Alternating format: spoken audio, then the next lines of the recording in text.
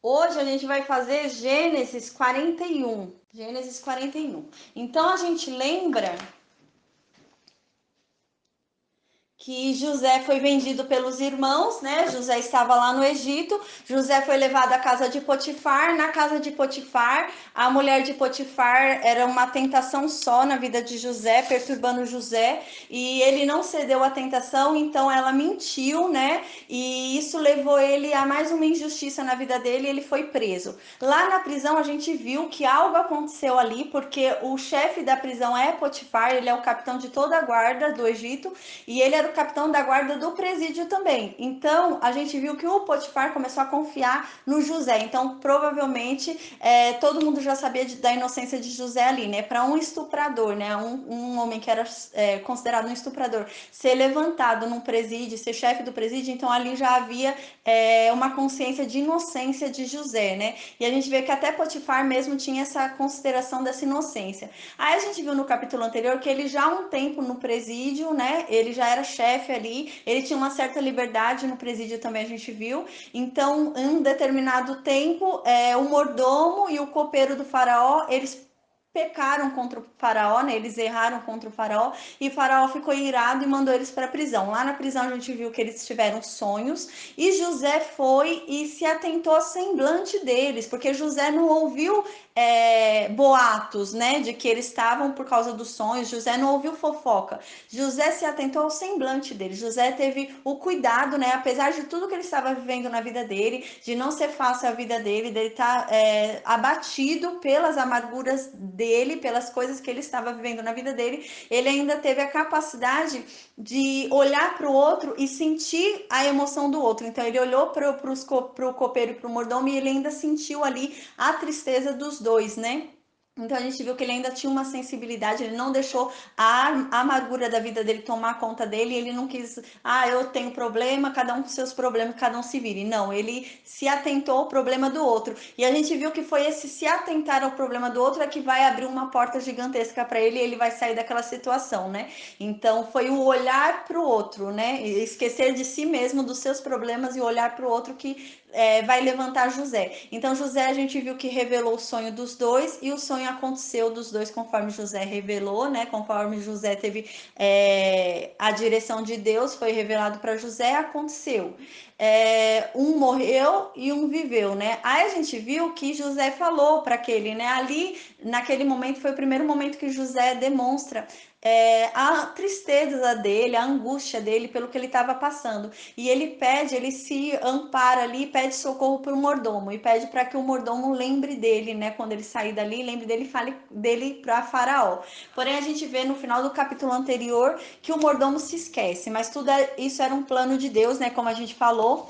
Porque caso o mordomo tivesse lembrado, então seria a história totalmente diferente de José, né? E a glória tinha que ser dada a Deus, né? E não a uma pessoa, né? Tinha que ser realmente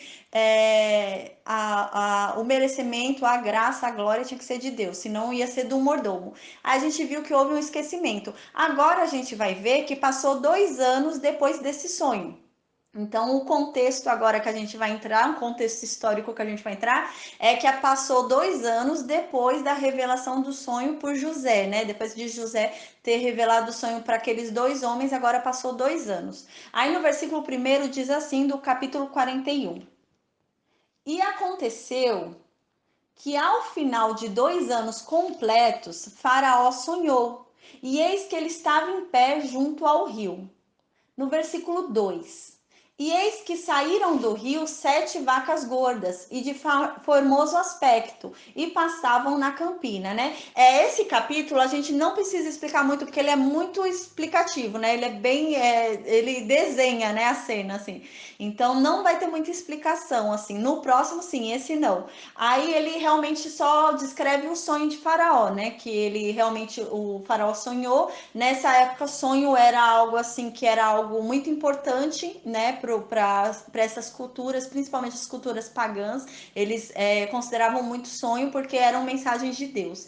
Então o faraó foi e teve um sonho. Aí ele sonhou que 7 vacas gordas e lindas, assim, formosas, era gorda e bem tratada, eram bonitas, elas estavam pastando na campina, né? E saíram do rio 7 vacas gordas e formosas, bem tratadas, saíram do rio e começaram a pastar ali no campo.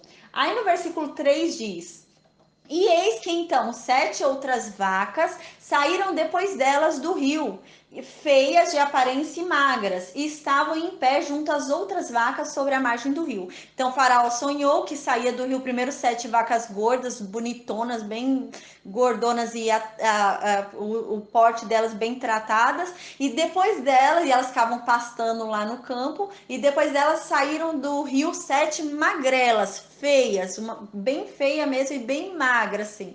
E ele falou que essas magras ficou do lado das gordas, ficaram todas juntas ali, as magras e as gordas. Aí no versículo 4 diz que as vacas feias, de aparência magra, né? As feias de aparência, elas eram feias de aparência. A outra era bonita de aparência, né? Era formosa. Essas já eram feias de aparência e eram magras. Elas comeram as 7 vacas gordas e de formoso aspecto. Então Faraó acordou. Então a gente vai ver mais para frente, quando o Faraó falar com José, ele vai falar que quando essas vacas magrelas comeram as vacas gordas, não parecia que elas tinham comido. Ele sabia que elas tinham comido, mas não parecia, porque elas continuavam magras e feias. Então elas comeram as 7 vacas gordas e elas ficaram ali. Aí Faraó despertou do sonho. Aí no versículo 5. Então Faraó dormiu. Aqui, quando fala que Faraó dormiu, ele dormiu de novo na mesma noite. É como a gente está dormindo, a gente tem um pesadelo, a gente acorda, já vou dormir de novo, aí volta a dormir. Foi isso que aconteceu com o Faraó. O Faraó acordou daquele sonho, aí ele voltou a dormir, né? Logo em seguida ele dormiu de novo. Aí nisso ele teve um segundo sonho.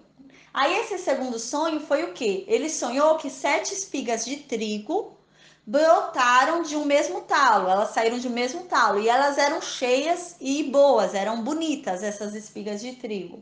Aí depois no versículo 6 diz: e eis que 7 espigas miúdas, né? E queimadas do vento oriental, que é o vento quente do deserto, elas brotavam depois delas. Então, assim como foi o desenho, o sonho da vaca gorda, em seguida com vaca magra, agora foi das espigas boas, em seguida espigas horríveis, né? Então ele sonhou que eram 7 espigas boas, em seguida 7 espigas horríveis, né? Tudo relacionado à comida, né? A vaca e a espiga. Aí no versículo 7. E as 7 espigas miúdas comeram as 7 espigas cheias e boas, né? Assim como as vacas magrelas comeram as vacas gordas e bonitas, as espigas feias e miúdas, né? Devoraram e queimadas, devoraram as espigas de trigo boas, né? Então o Faraó acordou do segundo sonho, né? Aí nisso, no versículo 8. E aconteceu que de manhã seu espírito estava perturbado, né? E ele enviou e chamou todos os magos do Egito. Aí aqui a diferença, a Bíblia faz uma diferença, né? O espírito dele estava perturbado, né?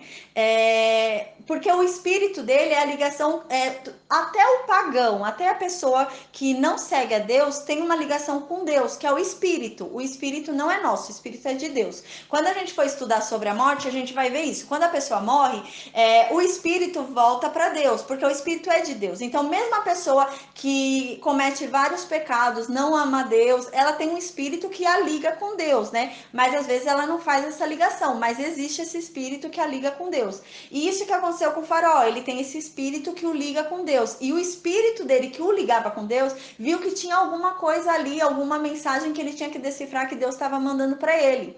E ele realmente percebia isso e o espírito dele começou a se perturbar dentro dele, né? Que era essa ligação com Deus. Esse espírito não é a alma, né? Porque a alma é o nosso entendimento, o nosso intelecto aqui do mundo. Mas foi o espírito dele que começou a se perturbar, né? Então o espírito dele viu que tinha alguma coisa ali diferente, né? Então, igual assim, às vezes a pessoa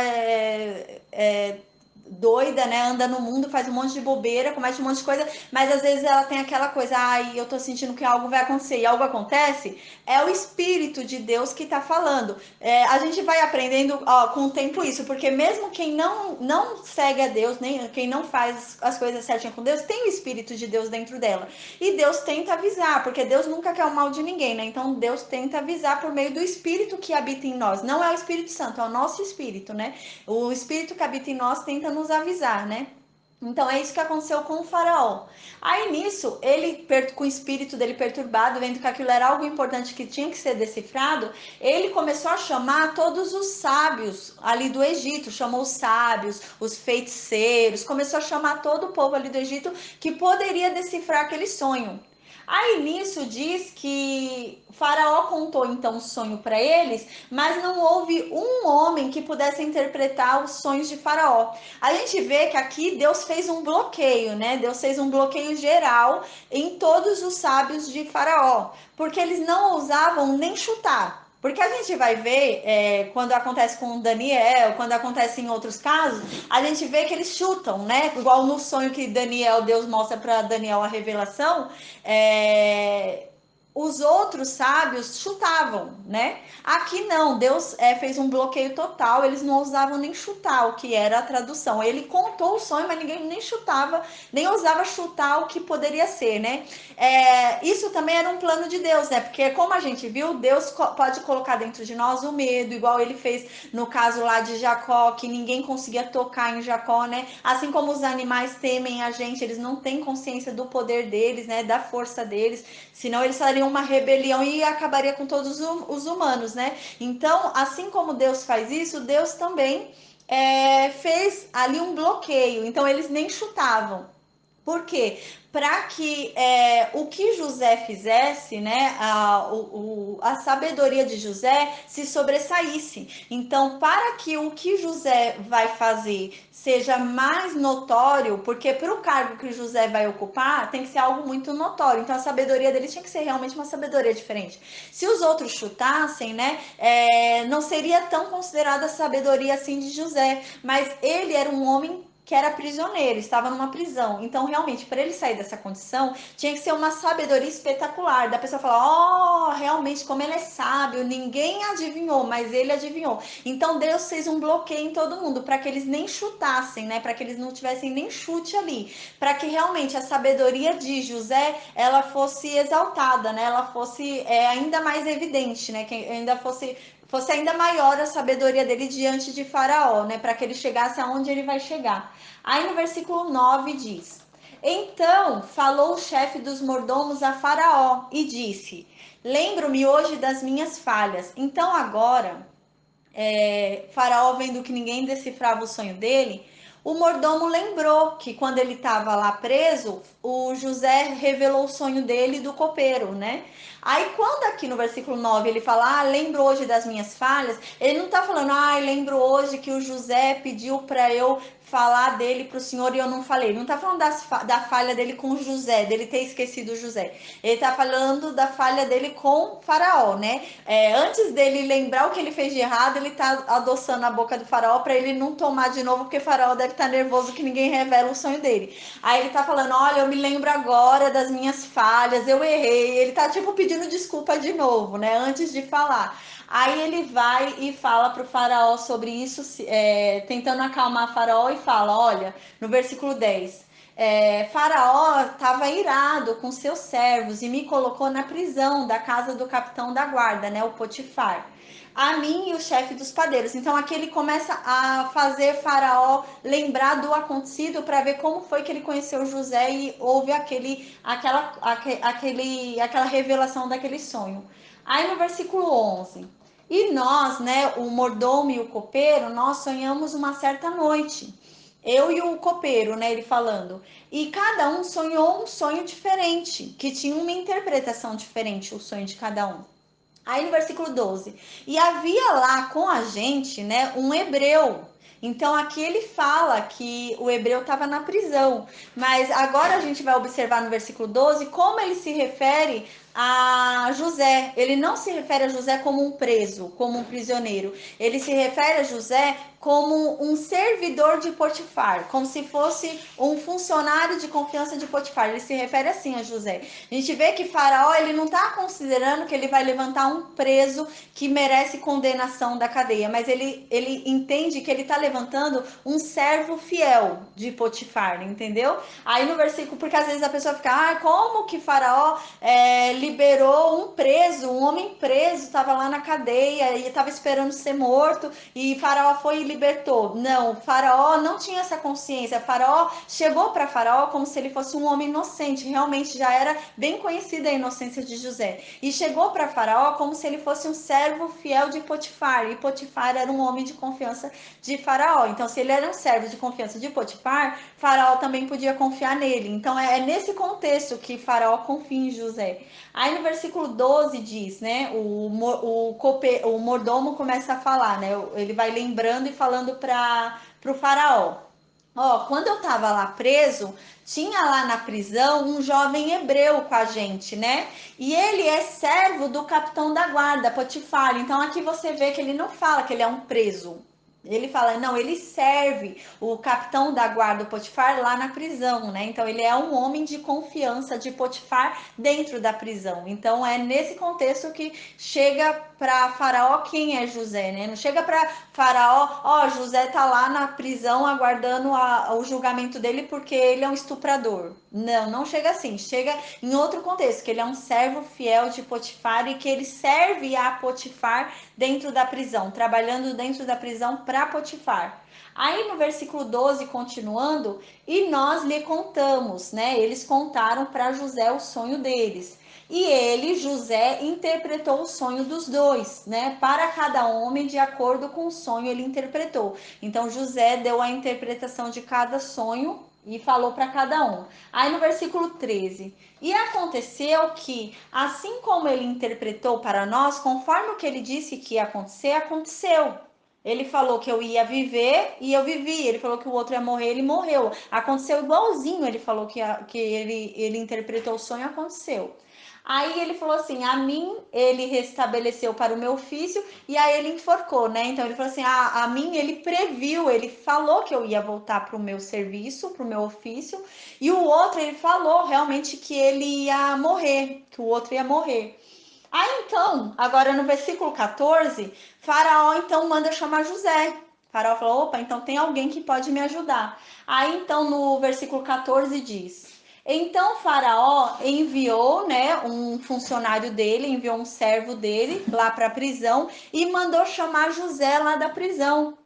Então eles trouxeram José da prisão apressadamente da masmorra. A gente vai ver que José vem lá da prisão subterrânea, né? Vão fazer a barba de José, vão cortar o cabelo de José, vão arrumar José, porque ele vai entrar na presença do rei, né? Ele não pode entrar de qualquer jeito. E os egípcios, ele tem muita agonia, muita coisa contra cabelo, né? Cabelo, barba, porque eles têm pavor de piolho. Então tem que depilar José inteiro para ele aparecer na presença de Faraó, porque senão ele podia levar piolho para o Faraó, né? E aí seria condenado. Então ele tem que estar de acordo com o que Faraó, para entrar na presença de Faraó, né? Não pode entrar na presença de Faraó de qualquer jeito, né? Tinha que se arrumar. Então José foi se arrumar. Só que a gente vê que foi uma arrumação rápida, né? Porque no começo do versículo a Bíblia fala: e eles o trouxeram apressadamente da masmorra. Então ele se arrumou, mas se arrumou correndo. Barbearam ele, cortaram o cabelo dele, tudo correndo, né? Porque Faraó tinha pressa. Faraó queria muito ver José logo, né? Então no versículo 15: e Faraó então disse para José, né? Então agora José limpo, barbeado, né? Sem pelo nenhum, né? Totalmente liso. Ele entra na presença do Faraó. Então Faraó vai e fala com José: José, sonhei um sonho e não há ninguém, não tem ninguém que possa interpretar o meu sonho. E eu ouvi falar que você pode entender um sonho e interpretá-lo, né? Aí então José responde para Faraó: não está em mim, mas é Deus quem dá a resposta. Deus dará uma resposta de paz para Faraó. Então a gente vê, nessa oportunidade, José podia se sentir, né? José fala, sou eu mesmo, eu sou o tal, eu sou o cara, né? Conta comigo, eu sou o cara. Não, ele é muito humilde. Ele fala, não está em mim. Não sou eu que tenho o poder, eu não sou um bruxo. Eu não tenho poder, o poder não está em mim. É o Deus. Deus é quem revela e ele mostra. Aí ele fala, Deus dará a Faraó uma resposta de paz. Ou seja, ele tem tanta convicção que o Deus dele pode revelar aquele sonho, ele tem tanta confiança, ele sabe tanto quem é o Deus dele, que ele já fala, olha, não que a resposta vai ser uma resposta de paz, não é uma resposta que vai satisfazer a Faraó, mas o que José está querendo dizer é que vai dar uma resposta que vai deixar Faraó em paz, porque ele vai saber o que quer dizer aquele sonho, e realmente é o que vai acontecer, né? A resposta não é uma resposta de paz, o sonho é um sonho perturbador, né? A revelação não é uma revelação boa, não é uma revelação pacífica, mas é algo que vai trazer paz para Faraó, porque ele vai saber o que significa aquele sonho. Então a alma dele vai deixar de se, o espírito dele vai deixar de se perturbar. Agora o espírito dele vai ter paz, porque vai ser revelado a ele do que se trata aquilo que Deus está falando, né? Então é isso que José fala. Mas a gente vê, né, que José poderia ter se vangloriado, atribuído a si mesmo todo o mérito, né? Mas ele tira todo o mérito de si e dá a Deus todo o mérito de revelar o sonho, de interpretar o sonho, da interpretação. Mas ao mesmo tempo ele fala, não, Deus é comigo, então ele vai te dar uma resposta de paz, né? Eu não revelo, mas o Deus que está comigo, o meu Deus, vai revelar, vai falar para mim e ele vai dar através de mim uma resposta de paz ao Senhor, né? Isso que ele fala. Aí no versículo 17, e Faraó disse então para José, no meu sonho, aí agora ele vai começar a repetir o sonho dele, né? Ele vai começar a repetir aquela imagem que a gente viu das vacas gordas e vacas magras, e das espigas boas e das espigas ruins. Aí ele começa a repetir. Aí no versículo 17, e Faraó então disse para José, no meu sonho, eis que eu estava em pé na margem do rio. E eis que saíram do rio 7 vacas gordas e de formoso aspecto, e passavam na campina. Aí no versículo 19. E eis que então 7 outras vacas saíam depois dessas. E elas eram feias de aparência, elas eram magras, como eu nunca tinha visto antes na minha vida. Ele diz: Nossa, eram tão feias como eu nunca vi.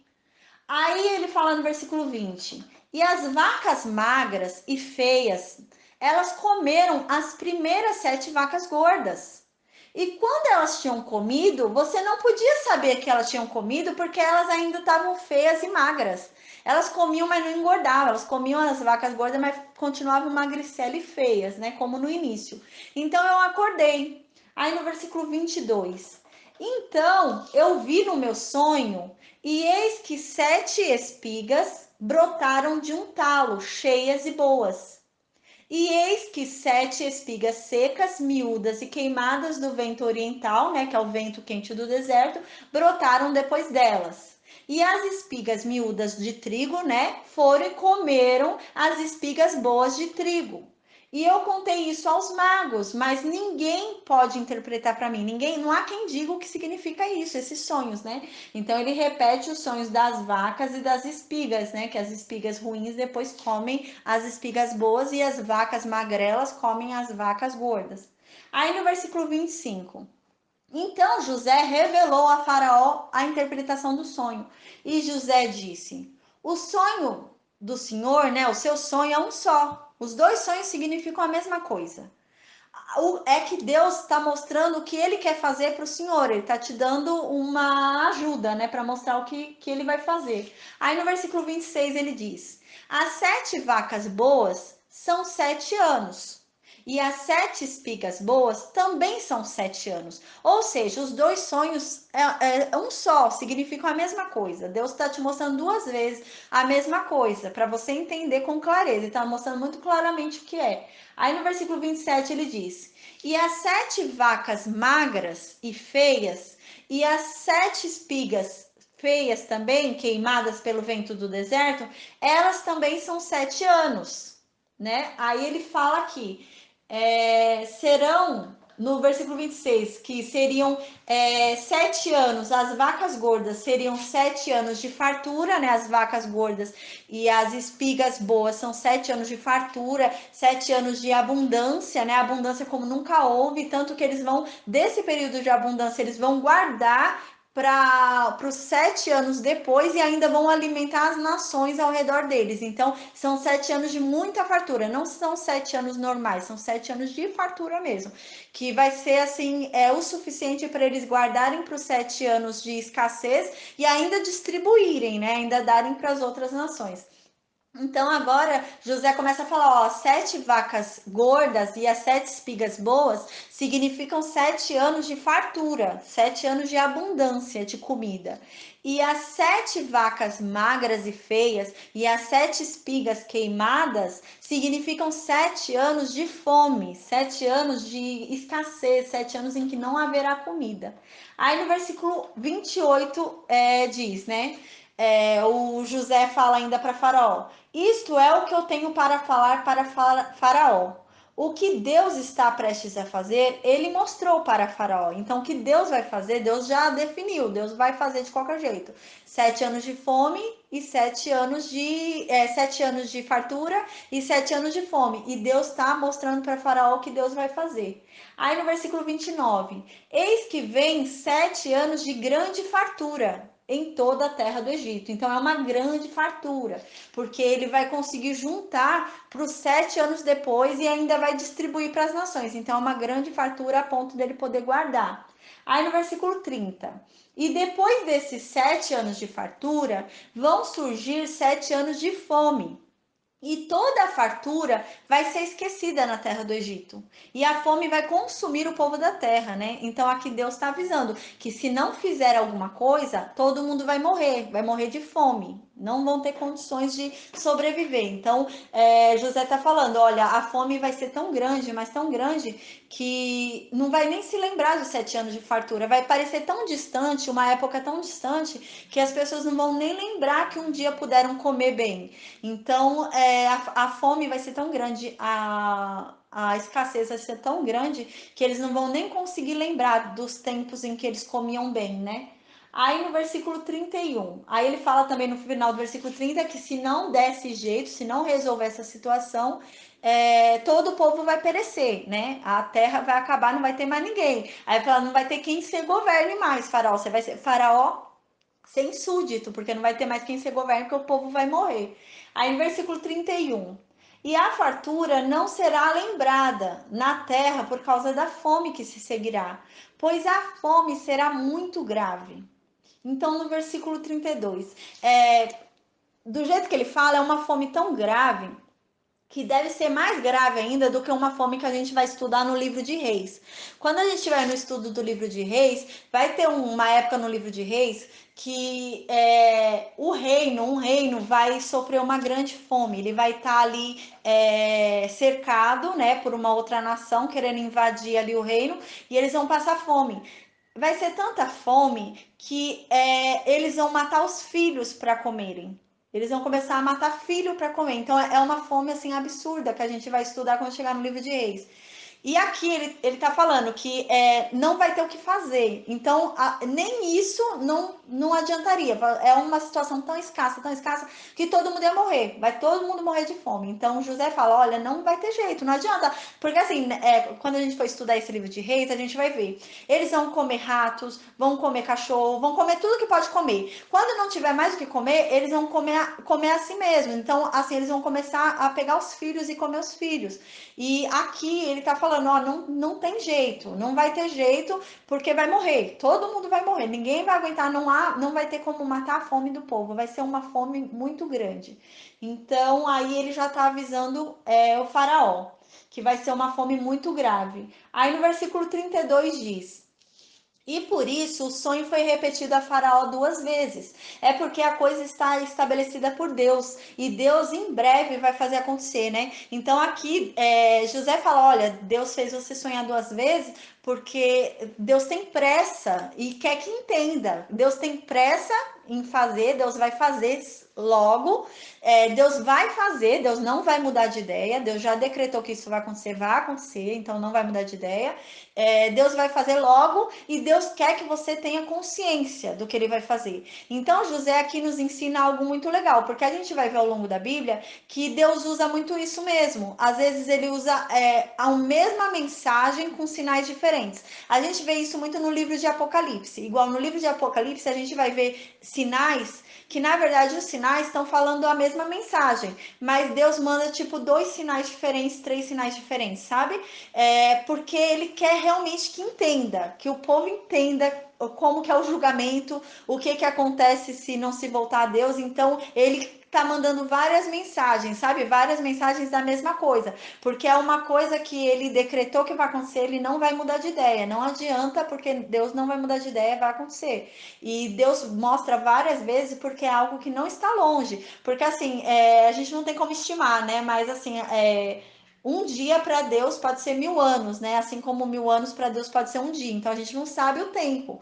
Mas assim, Deus deixa ali que tem urgência, né? Igual no livro de Daniel também tem as revelações, né? Algumas revelações sobre o tempo do fim. Então, Deus mostra de várias formas, porque ele quer que a mensagem entre na cabeça da pessoa de alguma forma. Se não entendeu um recado, entende o outro. Então, ele manda vários tipos de recado diferentes. Então, José ensina isso pra gente, né? Porque às vezes a pessoa lê o livro e acha que são recados diferentes, mas não, às vezes Deus está falando o mesmo recado, só que ele está falando de forma diferente a mesma coisa. É o que aconteceu aqui no sonho de Faraó.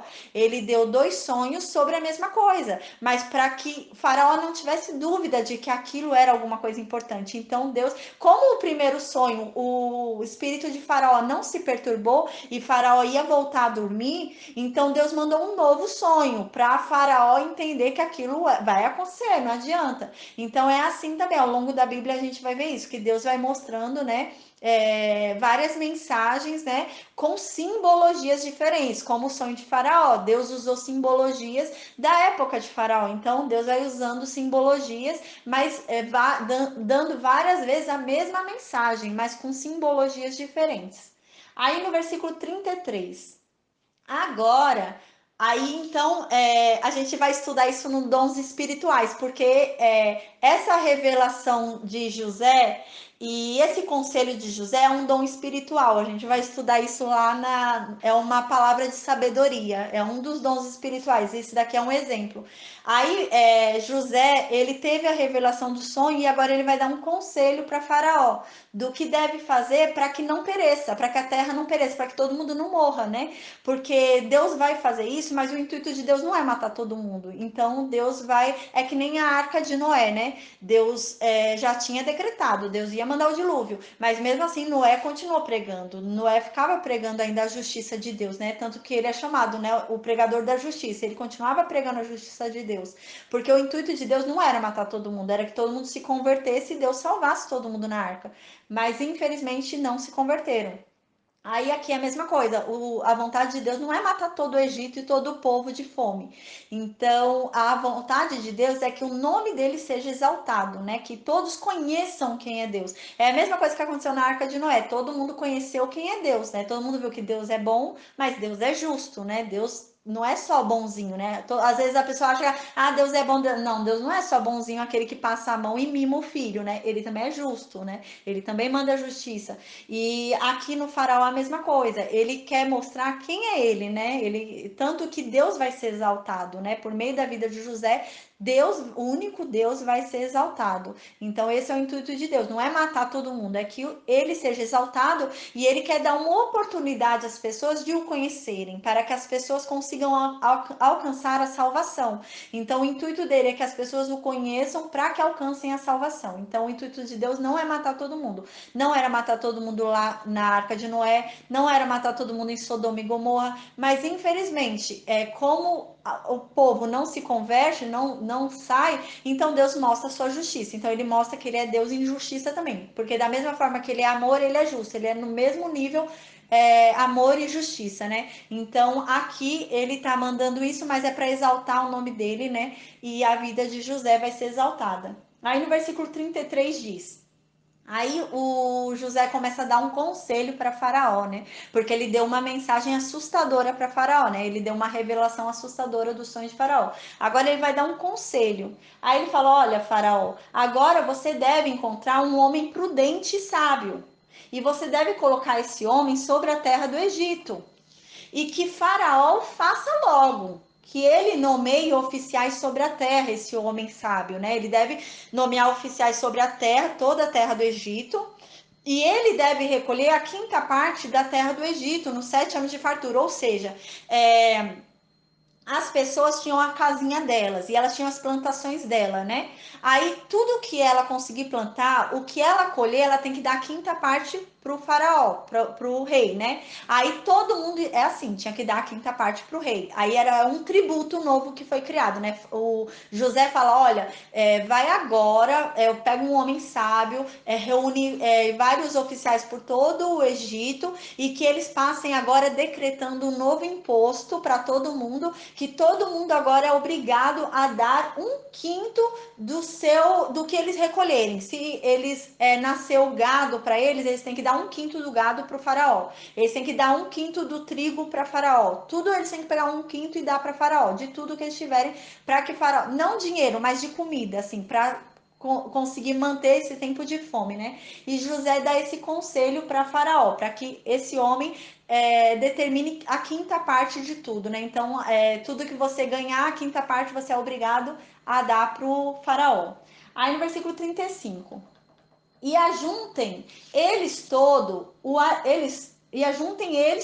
alimento desses bons anos que vêm, e amontoem trigo sob a mão de Faraó, e que eles guardem alimentos nas cidades. Então aqui a gente vê que José fala: olha, que eles entreguem todos esses alimentos, essa quinta parte dos alimentos, para os oficiais do faraó. O faraó vai amontoar, vai guardar, vai pôr num depósito e guardar todos os alimentos, porque vem vir muita fartura. Então vai ter o suficiente para guardar. Então a gente vai guardar essa quinta parte. E as pessoas devem guardar alimentos nas cidades, né? Além dos nossos depósitos, as pessoas também devem guardar alimentos na cidade. Então, provavelmente, ele deve ter avisado as pessoas também para que elas guardassem alimentos. Mas a gente vai ver que ninguém guardou nada. Acabou o tempo de fartura, já está todo mundo esfomeado, porque ninguém guardou nada. A gente vai ver isso mais para frente. Aí no versículo 36. E esse alimento será para o provimento da terra, durante os 7 anos de fome que haverá na terra do Egito, para que as pessoas não pereçam de fome, né? Então, realmente, se não fizer isso, elas vão morrer de fome. É algo certo, é algo real. Então, precisa fazer isso, né?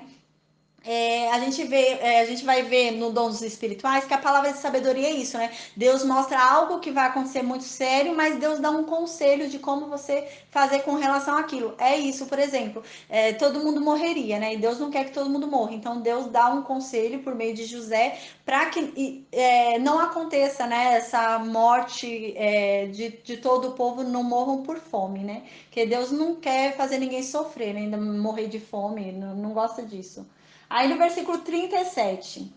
E a coisa, então, né, essa revelação toda de José pareceu bem aos olhos de Faraó. Então, Faraó concordou, falou: não, realmente, sua revelação com o sonho tem lógica, né? Faraó falou: não, tem lógica. Acalmou meu espírito, eu tô me sentindo melhor. Eu realmente tá bom para mim, né? E todos os seus servos, fala, não são qualquer servos. Normalmente o faraó, todo rei, né? Ele tem conselheiros.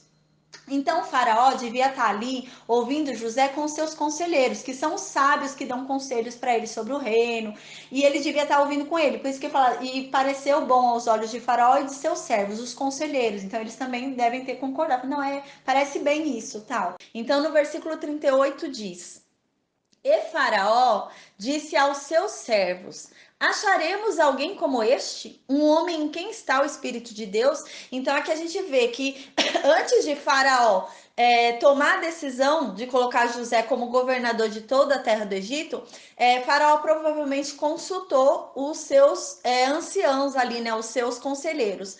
E ele perguntou se haveria alguém mais sábio do que aquele homem que estava ali diante deles. E provavelmente os conselheiros dele também concordaram que não tinha, né? Eles eles também concordaram que ele era um homem mais sábio ali para aquela situação. E aí nisso ele já perguntando e reconhecendo a sabedoria de José, né?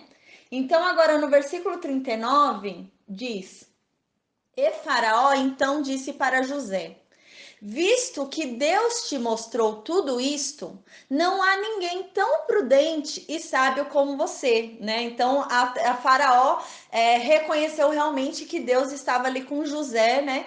Então ele falou: ó, não tem ninguém no reino que seja tão prudente, que tenha um conselho tão prudente como o seu e que tenha uma sabedoria tão grande que ande tanto com Deus assim, a ponto de revelar a mensagem de Deus para mim, né? Então, no versículo 40, você estará sobre a minha casa, de acordo com tua palavra, todo o meu povo será governado. Somente no trono eu serei maior do que tu. Então, aqui a gente vê, né? José dormiu escravo, acordou escravo e agora ele simplesmente de escravo ele virou governador, o segundo homem mais importante da terra naquele tempo ele era, porque o faraó era o primeiro, porque ali tinha todo o mantimento, foi o segundo homem mais importante, as nações vinham até ele pedir comida. Então olha só, de um homem que estava ali, né, nas profundezas ali numa masmorra, né, numa prisão ali subterrânea, numa situação degradante, humilhante, né? Ele agora era constituído como o segundo homem mais importante do mundo. Ele era levantado o homem mais importante do mundo. Tanto que a gente vai ver que Faraó ainda fala: você não tá entendendo? Eu tô te pondo. E provavelmente ele não deve ter. A gente vai ver mais pra frente que Faraó vai falar: você não tá vendo? Eu tô colocando você de todo o Egito na tua mão, porque acho que ele não deve ter entendido, ele deve ter ficado, sério?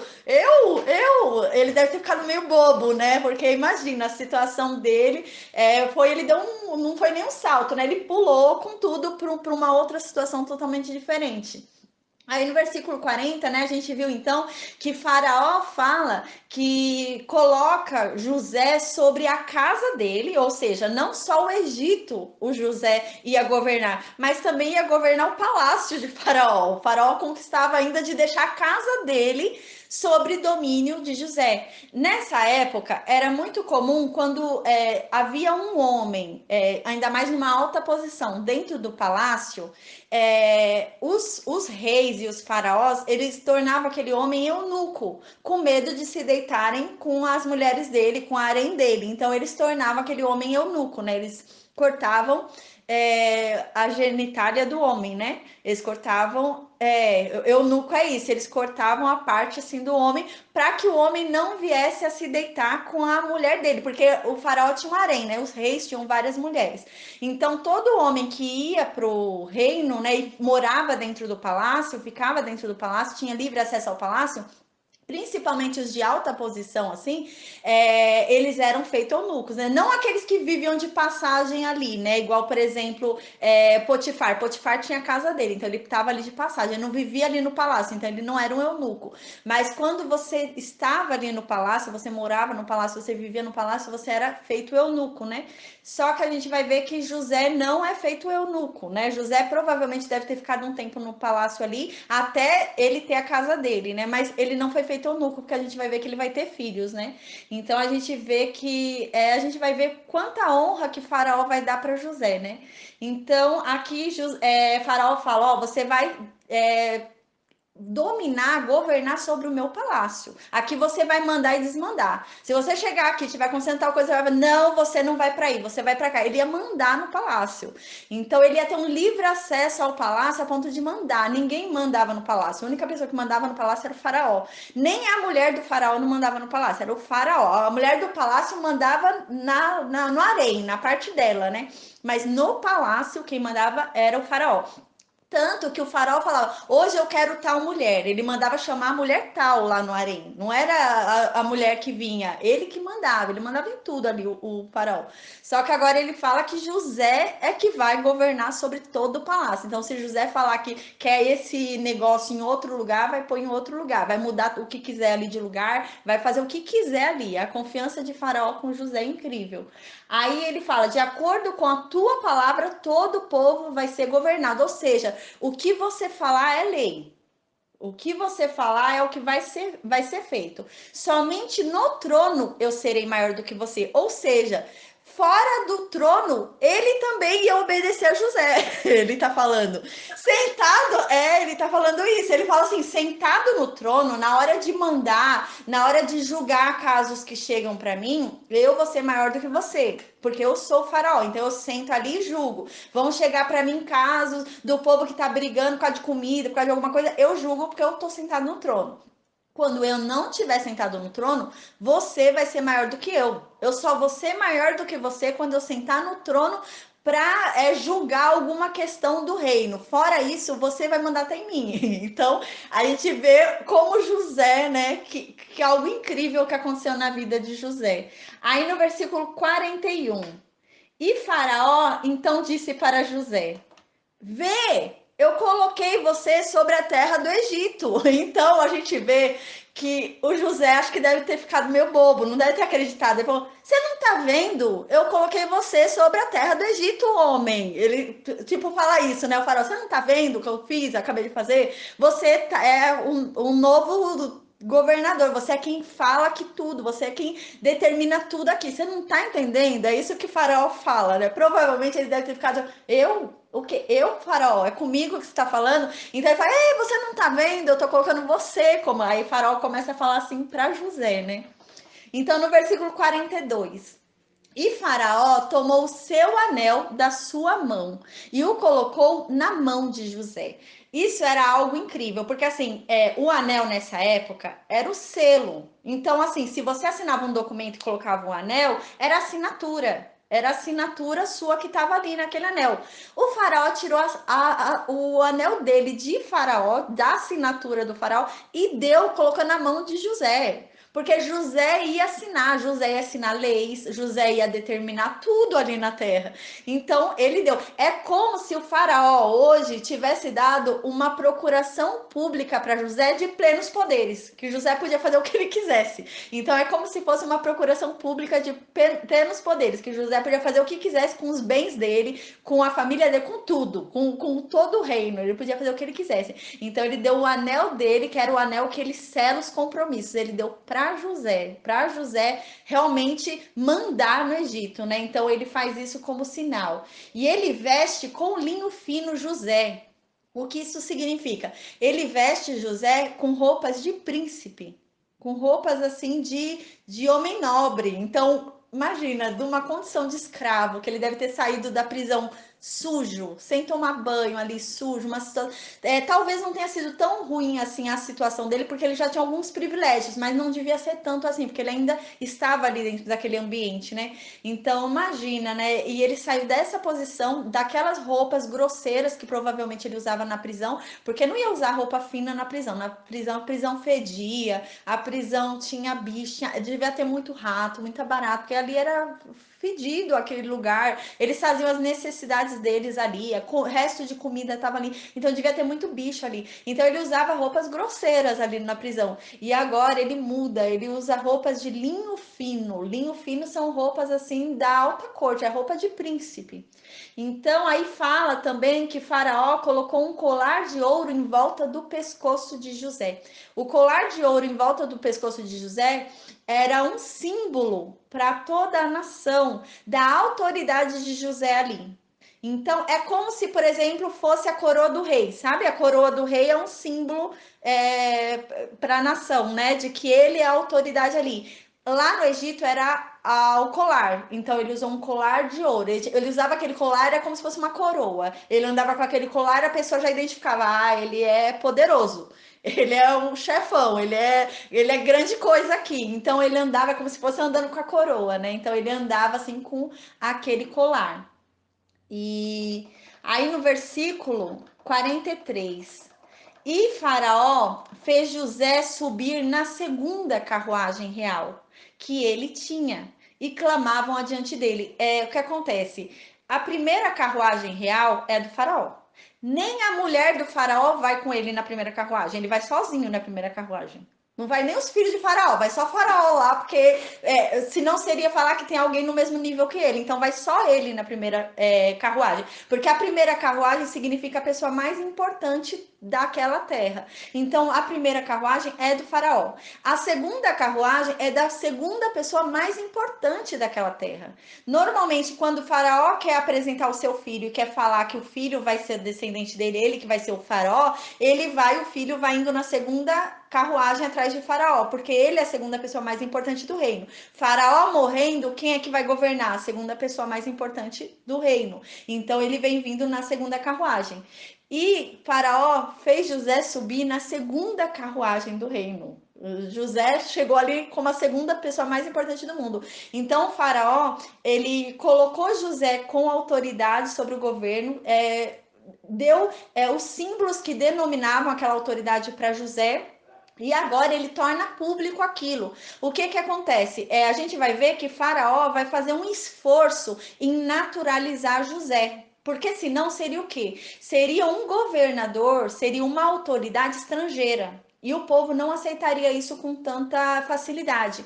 Então a gente vai observar que Faraó vai tentar naturalizar José. Então Faraó vai casar José com uma pessoa do reino que é notória para tentar fazer ele se naturalizar egípcio. Vai colocar nele esses símbolos, o anel, o colar, as roupas egípcias de linho fino. Ele faz José subir na segunda carruagem. Para quê?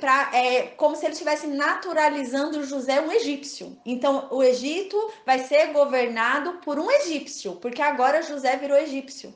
É como se ele estivesse virando um egípcio mesmo, sabe? Porque senão o povo não aceitaria com tanta facilidade ser governado por um estrangeiro. Então, Faraó, a gente observa que Faraó vai fazer um esforço de naturalizar José publicamente como um egípcio. Então, o povo vai aceitar José como egípcio, porque é como se ele tivesse sido naturalizado daquele povo. Então, agora José é um egípcio.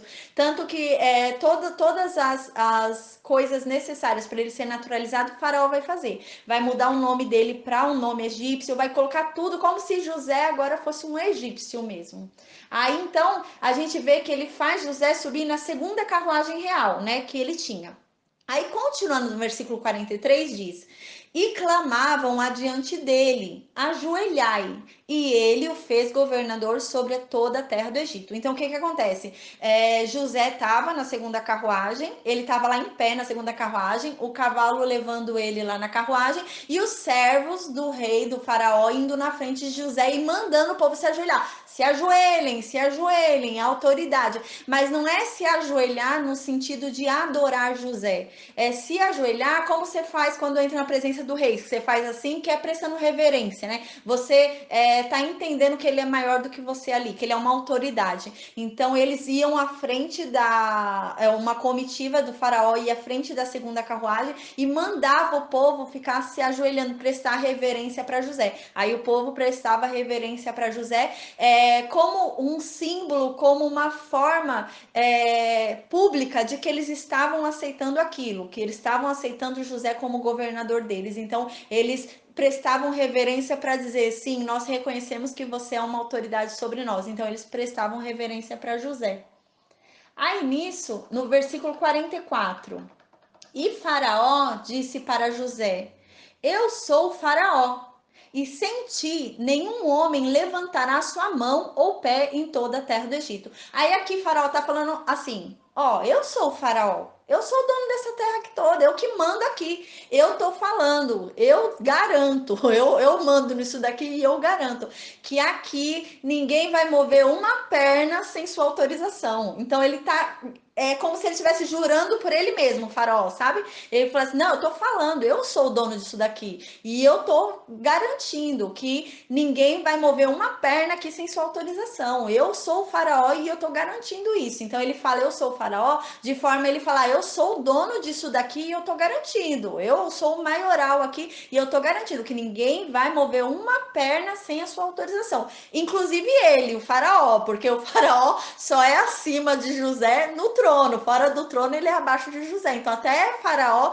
precisa de autorização de José, né? Então, aí no versículo 45 diz: E Faraó chamou o nome de José de Zafenate Paneia. Então aqui a gente vê que continua ainda a naturalização de José, né? Ele ainda continua naturalizando José como egípcio. Aí agora ele muda o nome de José para um nome egípcio, né? Que é Zafenate Paneia, que significa revelador de segredos, né? Revelador de mistérios. Aí ele nomeia José com esse significado, né? De revelador de segredos, revelador de mistérios. E ele recebe esse nome, e todos vão chamar ele por esse nome, né? Aí depois continua no versículo 45, e lhe deu por mulher Azenate, a filha de Potífera, sacerdote de On. É, ela não é qualquer mulher, não é qualquer pessoa, a filha desse homem. Esse homem, ele é um sacerdote na terra do Egito. Então, um sacerdote, em qualquer terra, um sacerdote é a pessoa mais importante que tem naquela terra.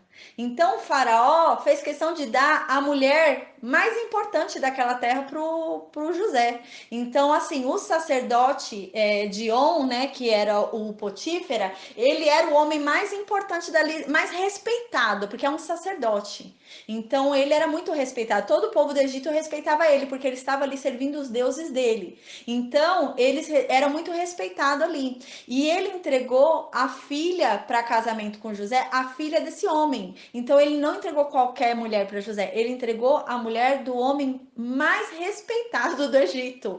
Então isso já continua a naturalização de José e também o status de José, né? José vai para um status grande pelo casamento, é uma aliança ali que ele faz com o homem que é mais respeitado no Egito, que é o sacerdote ali deles. Então ele faz uma aliança com o sacerdote do Egito, então ele passa a ter respeito do povo também por estar se casando com a filha daquele homem. Então a José já de tabela pega o respeito do povo também por se casar com a Zenate.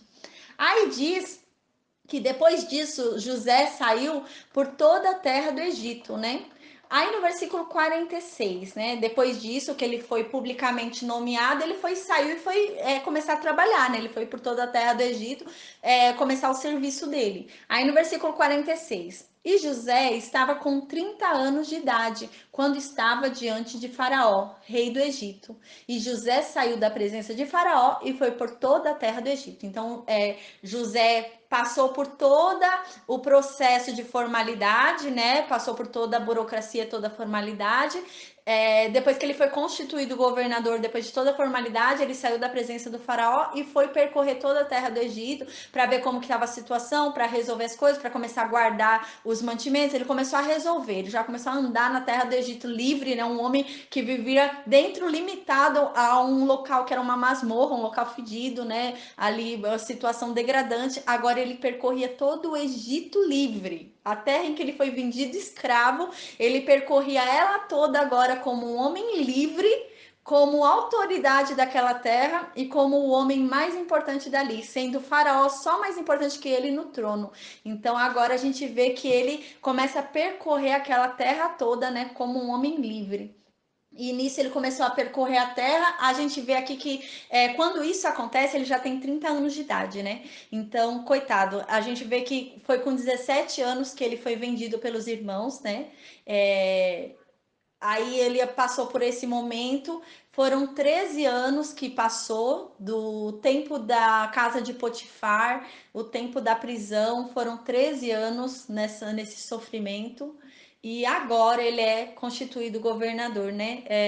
A gente vai ver ao longo do capítulo que parece até que talvez ele já nem esperasse mais que aquele sonho fosse realizar, sabe? O sonho que ele teve.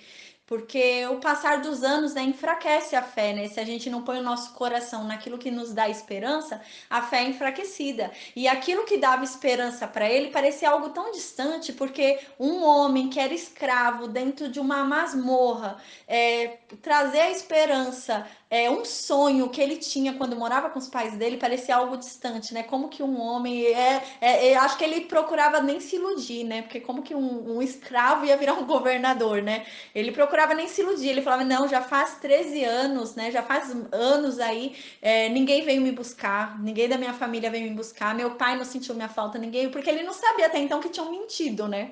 Porque José, a gente vê que José era um homem bom, ele era um homem bom, ele era um homem bom, então ele não imaginava assim a maldade que podiam fazer com ele, né? Ele sempre se desviava dessa maldade, assim, né? Mas mesmo assim praticavam contra ele. Então ele não devia ter pensado que tinham arquitetado todo aquele plano, né, de manchar a coisa dele com sangue, que mentido lá, que ele morreu, ele não devia ter, não tinha capacidade de imaginar tudo isso.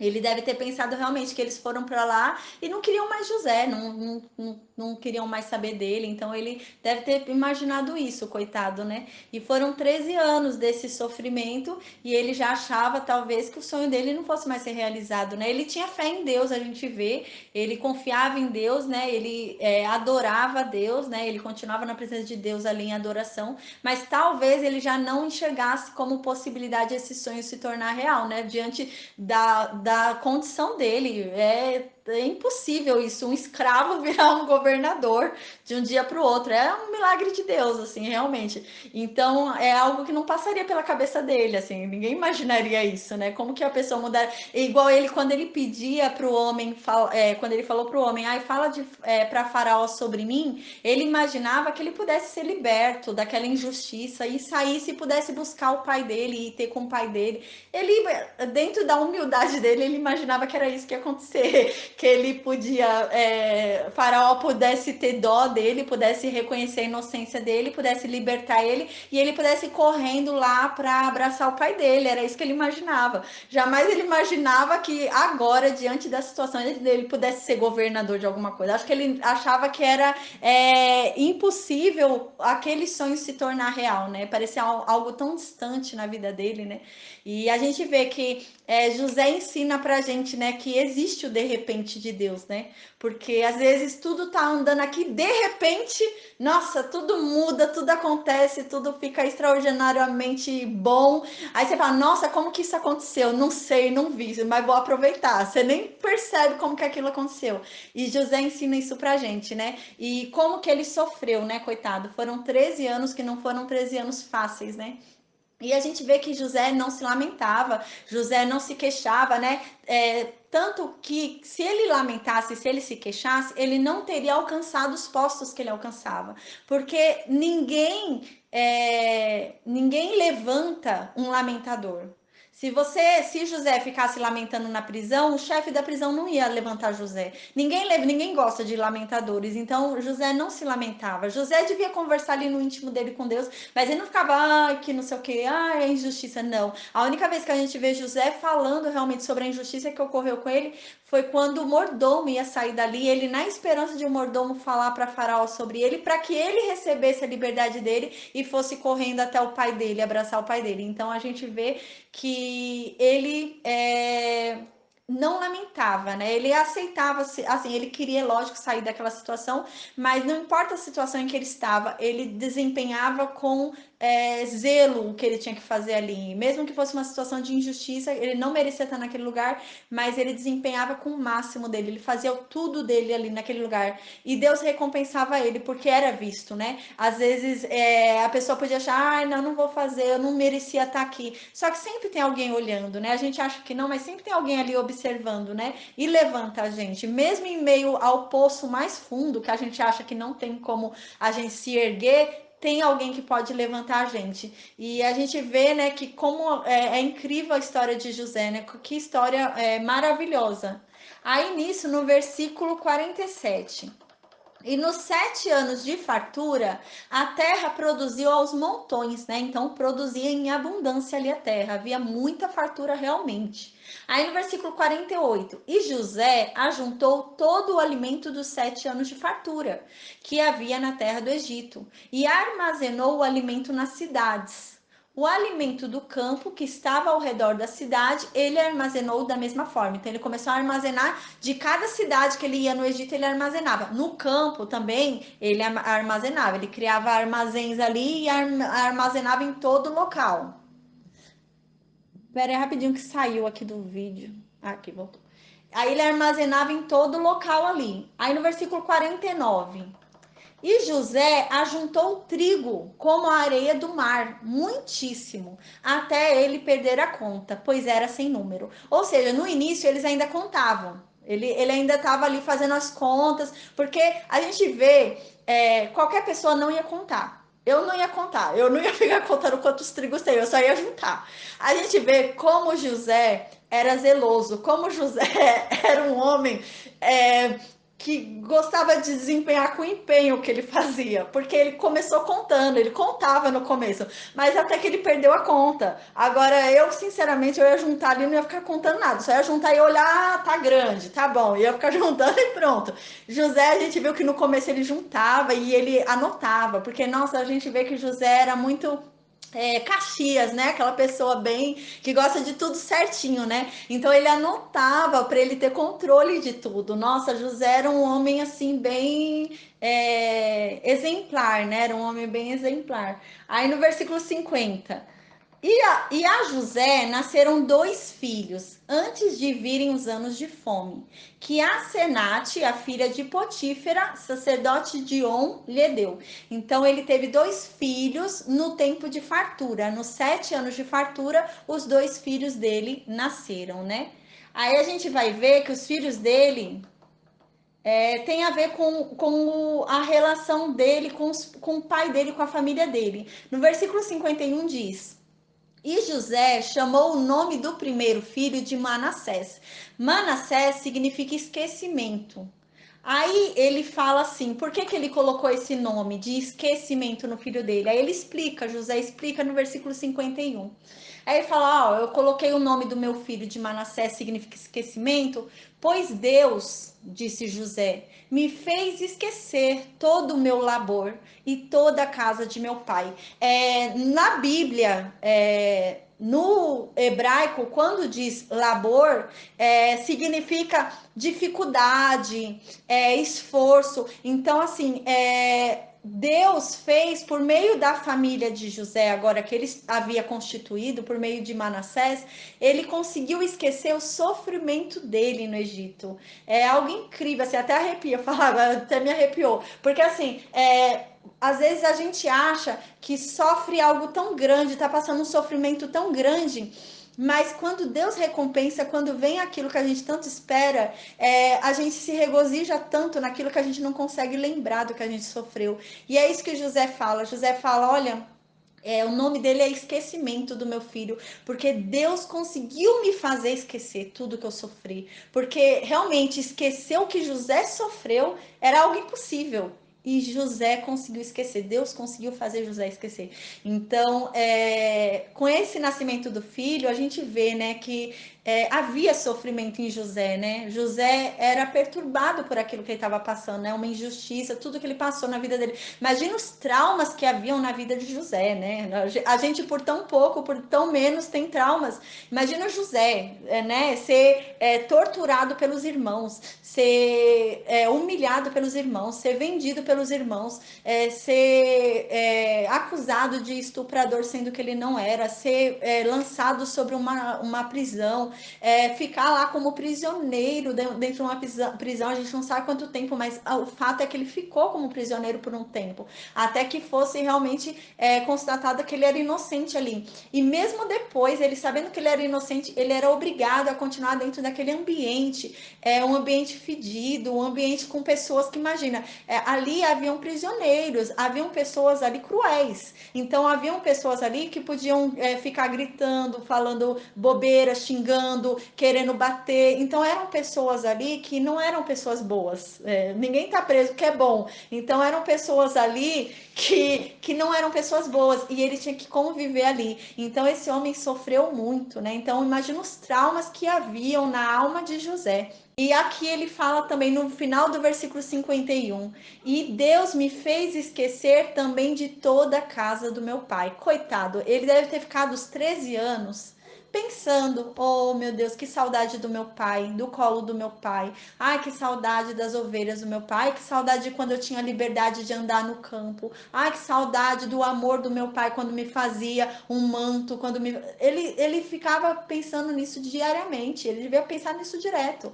E aqui fala, né, que quando Deus entregou Manassés para José, José conseguiu esquecer da casa do pai dele. Então, até o nascimento de Manassés, José ainda sentia falta da convivência com o pai dele, sentia falta do que ele vivia naquela casa. Mas hoje Deus deu uma família para ele que aquela família para ele basta. Ele já não sente falta de outra família. Ele fala: não, essa é a minha família. Então ali ele já sente o amor que faltava para ele, que ele sentia falta, que provavelmente era do pai dele, né? O amor que ele sentia falta agora já estava ali preenchido no coração dele. Então aquela tristeza, aquele vazio familiar que ele sentia de não ser amado, porque assim a ausência, a tristeza dele, a lembrança dele pela casa da família dele, pela casa do pai dele, é a falta de amor, é a saudade de ser amado, né? Então ele sentiu o quê? Saudade de ser amado. Ele sentia saudade de sentir amor, de sentir carinho, de sentir afeto, ele sentia saudade disso, porque ele foi muito experimentado na dor. Então ninguém tratava ele com carinho, ninguém tratava ele com amor.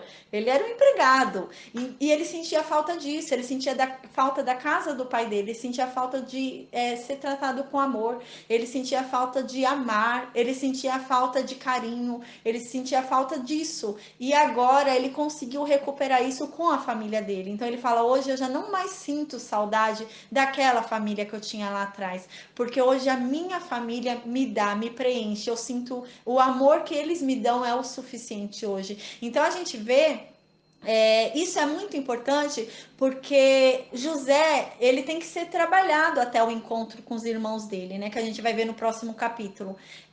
Talvez se ele não fosse trabalhado nesse esquecimento, nesse trauma interior, nessa falta de amor, ausência de amor, talvez ele não perdoasse os irmãos dele. Porque ele falaria: poxa, eu fiquei 13 anos na amargura por causa de vocês. Eu sofri 13 anos, gente, por causa de vocês. Eu perdi 13 anos de amor, de poder sentir carinho, alguém me amando. Eu achei que ninguém mais me amava.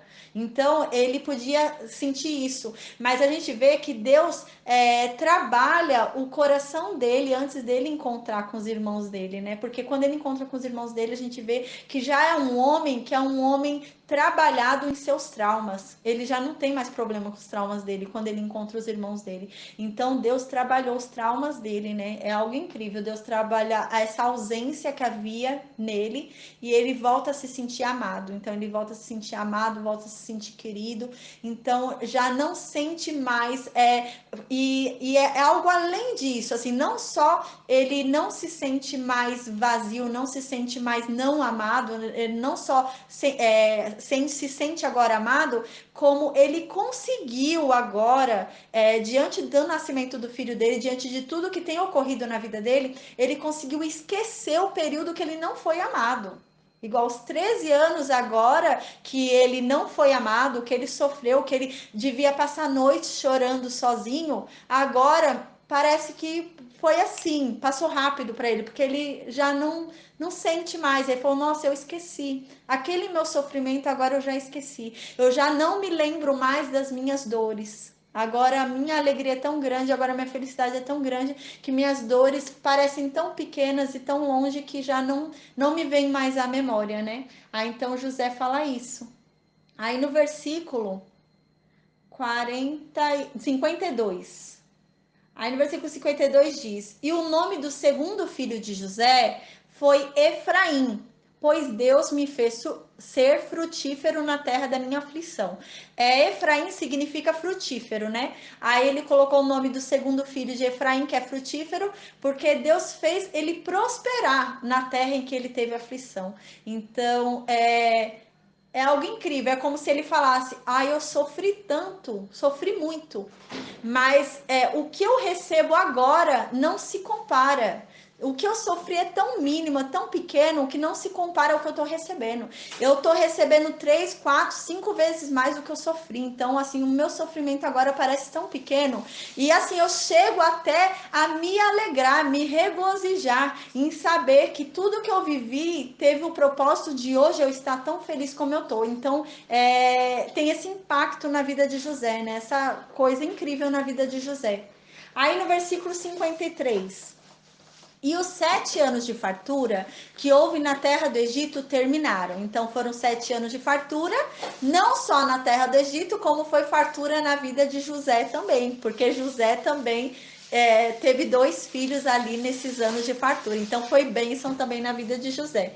Aí no versículo 54, né? Agora chegou o tempo de fome, né? Aí no versículo 54, e os 7 anos de fome começaram, de acordo com o que José havia dito. E a escassez estava em todas as terras, mas em toda a terra do Egito havia pão. Quando a Bíblia fala pão, a gente lembra que é comida, né? Então havia comida em geral, não só pão, mas comida em geral. Então, realmente, agora começou o tempo de fome, de escassez. Em todas as terras já o povo já passava fome, mas no Egito ainda tinha pão ali, eles ainda tinham comida, né? Não só pão, mas carne, eles tinham comida ali. Aí no versículo 55. E quando toda a terra do Egito teve fome, o povo clamou a Faraó por pão.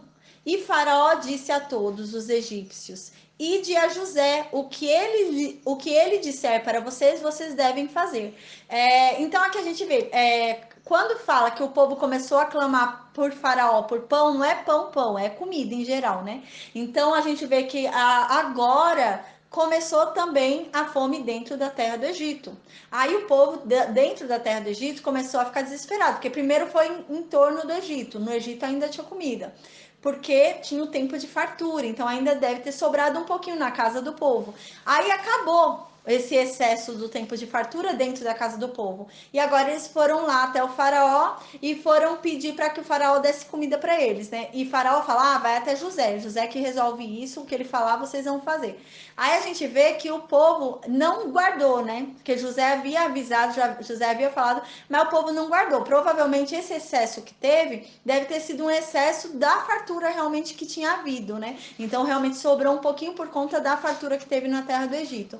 Mas agora eles já estavam esfomeados ali, não tinham guardado nada. Aí eles foram até o faraó. Aí no versículo 56.